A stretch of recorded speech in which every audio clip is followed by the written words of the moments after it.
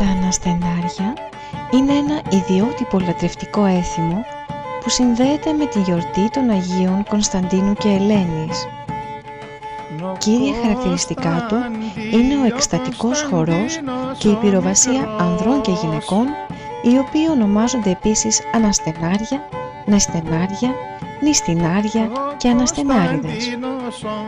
Ο λαογράφος Λεκάκης αναφέρει ότι επί εποχής του αυτοκράτορα Κωνσταντίνου οι ορφικοί υπήκοοι του τελούσαν προς τιμή του τα ορφικά μυστήρια. Αυτά ήταν θρησκευτικά μυστήρια υπέρ του Ορφέως Ιάγρου, που ο ίδιος ο αυτοκράτορας τους επέτρεψε να συνεχίζουν ελεύθερα να τελούν. Έτσι και μετά τον θάνατό του και την αγιοποίησή του, οι πιστοί του συνέχισαν να τελούν στη μνήμη του αυτές τις γιορτές στα ονομαστήρια του Άγιου Αυτοκράτορα. Μικρόν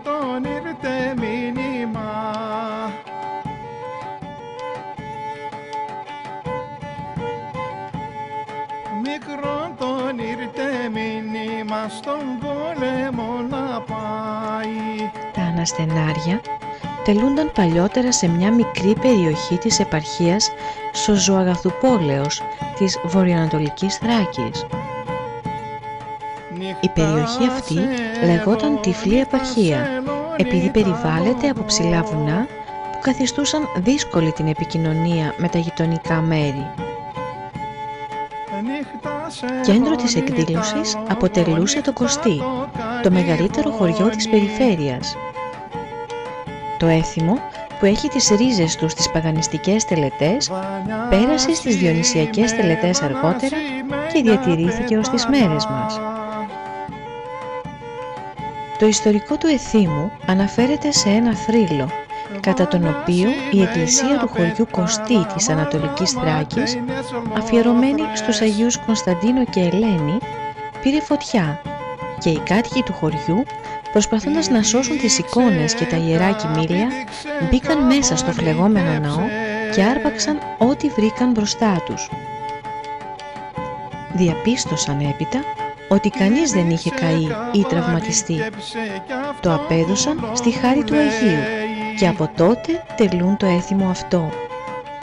Με την ανταλλαγή των πληθυσμών του 1923, οι κάτοικοι της παραπάνω περιοχής της Θράκης εγκαταστάθηκαν σε διάφορα μέρη, κυρίως της Μακεδονίας, όπου μαζί με τα άλλα έθιμα μετέφεραν και τα αναστενάρια. Έτσι, το έθιμο μεταφυτεύθηκε στην Αγία Ελένη Σερών, αλλά και στην Κερκίνη, στο Λαγκαδά Θεσσαλονίκης, στη Μελίκη Μαθίας και στη Μαυρολεύκη Δράμας.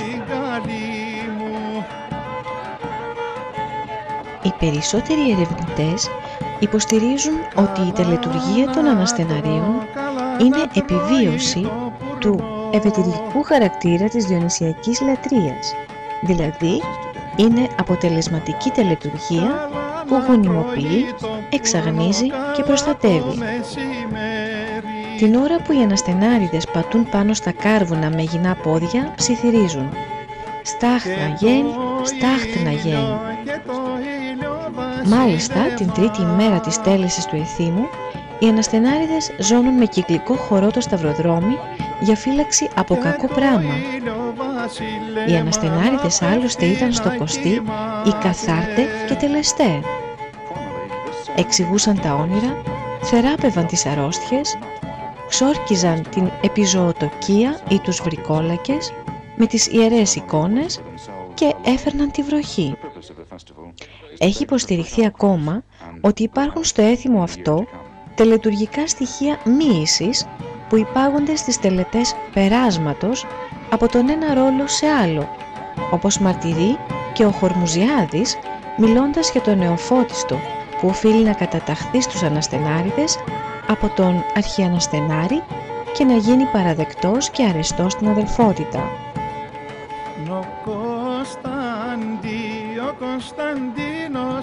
Ο Γρηγόρης Γκιζέλης στο άρθρο του «Τα αναστενάρια και τα ερμηνευτικά τους προβλήματα» μεταξύ άλλων αναφέρει και τις αλλοιώσεις των τελετουργικών στοιχείων, οι οποίες πολλές φορές υπήρξαν αποτέλεσμα των πιέσεων που ασκεί άμεσα η Εκκλησία στους αναστενάριδες και έμεσα τα κρατικά όργανα για την κατάργηση της πυροβασίας με εικόνες. Η Κατερίνα Κακούρη είναι αυτή που μέσα από το έργο της Διονυσιακά έδωσε μια ζωντανή περιγραφή των αναστεναρίων, αλλά και εξηγήσεις πολύ βαθιές που ανάγουν το έθιμο σε ένα πολύ μακρινό παρελθόν. Στον πρόλογο αυτού του έργου λέει ότι οι Θράκες βάκχοι χριστιανοί διατηρούν ακόμη την πανάρχια ιερή βακχία. Όμως είναι αμφίβολο αν θα κατορθώσουν να διατηρήσουν για πολύ ακόμα αυτή την προγονική κληρονομιά στα προηγμένα χωριά της Νέας Μακεδονικής πατρίδας τους. Γι' αυτόν τον λόγο η συγγραφέας θέλησε μέσα από τις επιτόπιες έρευνες και φωτογραφίες την αυτοψία να διασώσει πιθανά τεκμήρια του αρχαίου διονυσιασμού στην ίστατη αναλαμπή τους. Οι αναστενάριδες είχαν παλαιότερα μεγάλα υπαίθρια ιδιωτικά ιερά, τα αγιάσματα, από τις πηγές αγιασμένου νερού που ανάβλιζαν εκεί μέσα. Τα αγιάσματα αντιστοιχούν στα ιερά άλση της αρχαιότητας. Σήμερα τα αγιάσματα είναι χώροι πολύ περιορισμένης έκτασης. Μέσα εκεί υπάρχουν κλειστά ιερά, τα κονάκια, όπου φυλάγονται τα ιερά λατρευτικά αντικείμενα ολόκληρο το χρόνο. Υπάρχουν λοιπόν οι χάρες, τα ιδιότυπα εικονίσματα με τα κουδουνάκια που ο ήχος τους έχει αποτρεπτικό σκοπό. Είναι οι εικόνες των Αγίων Κωνσταντίνου και Ελένης και σύμφωνα με περιγραφές παλιών αναστενάριδων, στις παλιές απεικονίσεις η Αγία Ελένη είχε μια χορευτική στάση που δεν βλέπουμε στα σημερινά αντίγραφα των εικόνων. Ίσως γιατί, όπως λέει ο Χορμουζιάδης, εις τας εικόνας αυτάς όσπερ είδωλα την λατρευομένας, και ο πέλεκης βαρύς κατά αυτόν επέπεσεν και εις το πυρ παρεδόθησαν.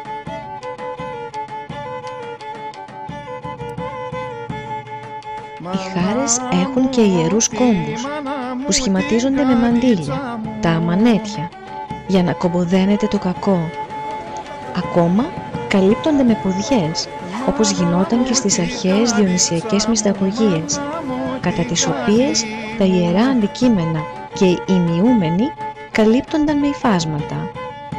Όμως ο κλήρος αποφάσισε να τοποθετηθούν οι εικόνες μέσα στους ναούς σε χωριστά μέρη, στερώντας τις έτσι από τους αναστενάριδες και το κονάκι.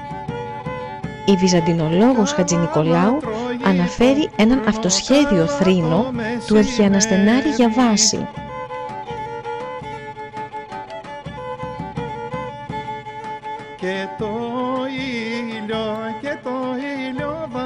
Γιατί μας πήρανε τα εικονίσματά μας? Το Πνεύμα του Θεού είναι απεριόριστο. Η δύναμη δεν πιάνεται, δεν είναι ύλη. Ο Κωνσταντίνος, όταν ήθελε να πει το μυστικό του πολέμου, μάζεψε τη δωδεκάδα του στο κονάκι και όχι στην εκκλησιά. Δικά μας πράγματα παππούδικα που τα φέραμε από τόση σκλαβιά, γιατί να μας τα πάρουν? Όταν λοιπόν έχει εχμάλωτους τους Άγιους η εκκλησιά, στο κονάκι φυλάγεται μόνο το Άβγιο εικονοστάσι με τα κόκκινα αμανέτια. Αυτά είναι μαντήλια δύναμης και οι αναστενάριδες τα κρατούν σε καθορισμένες φάσεις.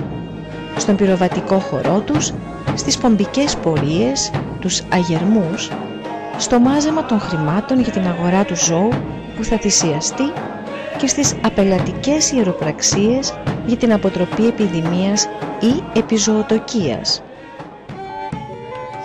Μέσα στο κονάκι φυλάγονται όλο το χρόνο και τα μουσικά όργανα, η λύρα, ο άσκαυλος, γκάιντα και το ιερό και μεγάλο τύμπανο των παππούδων που, όπως λένε οι αναστενάριδες, ηχεί μόνο του, νιώθοντας την αόρατη παρουσία του Αγίου. Τέλος, μέσα στο κονάκι φυλάγεται ο ιερός πέλεκης, το μαχαίρι και η σανίδα για την τελετουργική ζωοθυσία. Οι προετοιμασίες των αναστεναρίων αρχίζουν μήνες πριν. Στις 27 Οκτωβρίου γίνονται οι αγερμοί για να συγκεντρωθούν μέσα στα αμανέτια τα χρήματα για την αγορά του ιερού θύματος. Η μέρα αυτή ονομάζεται Μέρα του Σκλάβου, μια ονομασία που προέρχεται από τα καταγρούς Διονύσια της αρχαιότητας. Στις 18 Ιανουαρίου αγοράζουν τον Πικάδη, το ζώο που θα θυσιαστεί. Προτιμούν τον Ταύρο, που συνδέεται με τις αρχαίες ηλιακές λατρείες του θεού Μήθρα και του Διόνυσου. Ο ορφικός μύθος λέει ότι όταν οι Τιτάνες προσπάθησαν να πιάσουν τον Διόνυσο για να τον σκοτώσουν, το μικρό παιδί πήρε μορφές διάφορων ζώων για να ξεφύγει. Μεταμφιέστηκε σε λιοντάρι, τίγρη, ύπο και όταν τέλος πήρε τη μορφή του Ταύρου, τον έπιασαν οι Τιτάνες και τον διαμέλησαν. Σήμερα συνηθίζεται να θυσιάζουν ένα μαύρο κρυάρι, σύμβολο κι αυτό του θεού Διόνυσου. Λένε όμως ότι παλιότερα θυσίαζαν ένα ελάφι. Μόνο του το ελάφι κατέβαινε από τα βουνά για να το σφάξουν στον Άγιο. Μια χρονιά όμως παράβλεψαν οι άνθρωποι και δεν τα άφησαν να ξαποστάσει το ζώο. Και από τότε δεν ματαφάνηκε ελάφι στην αναστενάρικη γιορτή, διηγούνται οι αναστενάριδες. Αρχικά η τέλεση του εθήμου διαρκούσε 8 ημέρες, ενώ οι σύγχρονες επιβιώσεις του περιορίζονται στις 3. Την παραμονή της γιορτής του Κωνσταντίνου και Ελένης, οι αναστενάριδες συγκεντρώνονται μέσα στο κονάκι για να προετοιμαστούν με την αγρυπνία. Μέσα σε ατμόσφαιρα κατανυκτική, με τον Πικάδι μπρος στο εικονοστάσι, στο φως των κεριών και με το άρωμα του λιβανιού, ακουγόταν μόνο ο βαρύς ήχος του τυμπάνου. Κατά διαστήματα, όποιον έπιανε ο Άγιος φώναζε «Αχ, έχ, ιχ» και με το εικόνισμα στα χέρια χόρευε εκστατικά τον ιερό χορό. Την επομένη, μετά από το σχόλιασμα της Εκκλησίας, γίνεται η δημόσια θυσία του ανθοστολισμένου ζώου. Η θυσία παλιότερα γινόταν στον περίβολο της Εκκλησίας και με το αίμα του μπικαδιού ράντιζαν τα θεμέλια της. Σήμερα γίνεται σε άλλο χώρο, όπου έχουν μεταφερθεί και τα εικονίσματα μέσα στο λάκκο των προσφορών. Ακολουθεί κυκλωτικός χορός. Το απόγευμα ανάβει μεγάλη φωτιά, ενώ νωρίτερα οι αναστενάριδες περιφέρονται στα χωράφια με τις εικόνες για να τα ευλογήσουν. Βρίσκομαι στην Αγία Ελένη. Πίσω μου ακριβώς υπάρχει φωτιά, η οποία καίει για να ετοιμαστούν τα κάρβουνα πάνω στα οποία θα πατήσουν. Άναψε κόσμε τη φωτιά, να μπει ο Κωνσταντίνος. Ο Άγιος δείχνει το δρόμο και οι μύστες, κρατώντας τις κοδονοστολισμένες εικόνες ή τα ιερά αμανέτια, μπαίνουν στα αναμένα κάρβουνα και χορεύουν. Στάχτ να γένει, στάχτ να γένει, στάχτ να γένει. Με τα γυμνά τους πόδια οι αναστενάριδες σβήνουν τα κάρβουνα και μέσα στη μαύρη στάχτη δεσμεύουν την αρρώστια, την επιζωοτοκία, την κακή τύχη. Πολλές φορές ο εκστασιασμός της πυροβασίας οδηγεί στην ατομική ή ομαδική ιερή ορειβασία, στοιχείο γνωστό από τα μυστήρια του Διόνυσου. Ο παλιός αρχιαναστενάρης Δραγούλης λέει «Πηγαίνουμε στα βουνά με το Άγιου τη χάρη».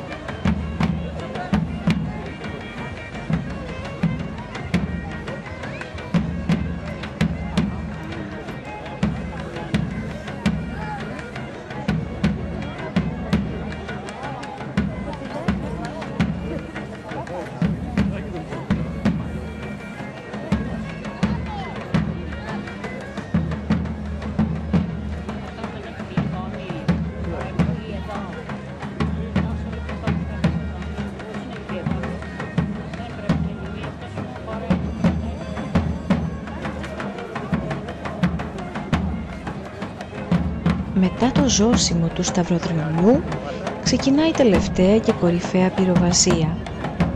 Στο τέλος χορεύουν τον τελευταίο ομαδικό χορό, τραγουδώντας κατανυκτικά τον Μικροκωνσταντίνο, θρακική παραλλαγή του ακριτικού έπους. Μάλιστα, Ο Ρωμαίος λέει ότι τα αναστενάρια ξεκινούν και τερματίζουν με αυτό το τραγούδι, ενώ ενδιάμεσα τραγουδιούνται και άλλα ακριτικά τραγούδια. Ο Κωνσταντίνος ο μικρός, ο μικροκωνσταντίνος, μικρόν τον έχει μάναν του, μικρόν τον ραβωνιάζει, μικρόν τον γύρτε μήνυμα να πάγει στο σεφέρι. Νύχτα σελώνει τ' άλογο, νύχτα το καλυβώνει, βάνα σημαίνια πέταλα, μαλαματένιες λόθρες, σελώνει και το βάθιον του με 18 κολάνια, πήδηξε, καβαλίκεψε σαν άξιο παλικάρι, σαν Αγιαγιώργης φάνηκε, σαν Αγικονσταντίνος. Σήμερα η πυροβασία ζει ακόμα και για τους αναστενάριδες είναι χρέος. Ο γέροντας Δρακούλης έλεγε «Πατρογονικό το πάτημα στη φωτιά, διαθήκη ταγίου».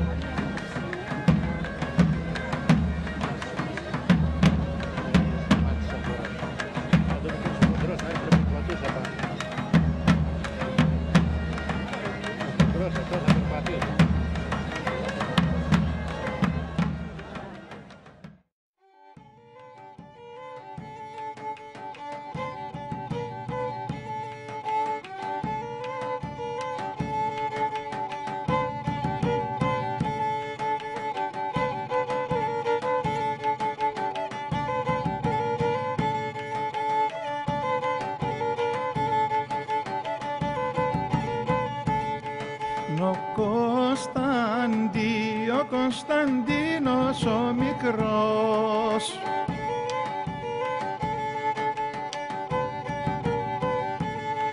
ο Κωνσταντίνος ο μικρός και ο μικρό Κωνσταντίνος,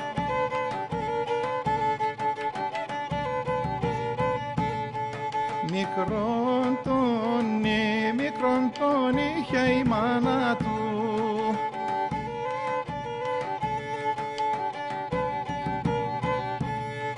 μικρόν τον είχε η μάνα του, μικρόν παραβωνιάζει.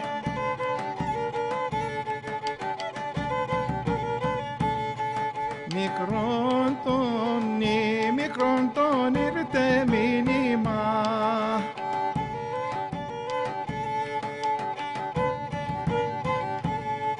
μικρόν τον ήρθε μήνυμα στον πόλεμο να πάει.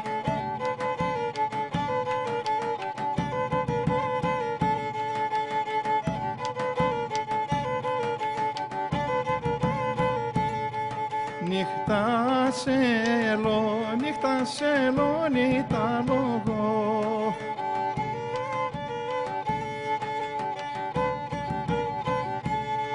νύχτα σελώνει τ' άλογο, νύχτα το καλυβώνει.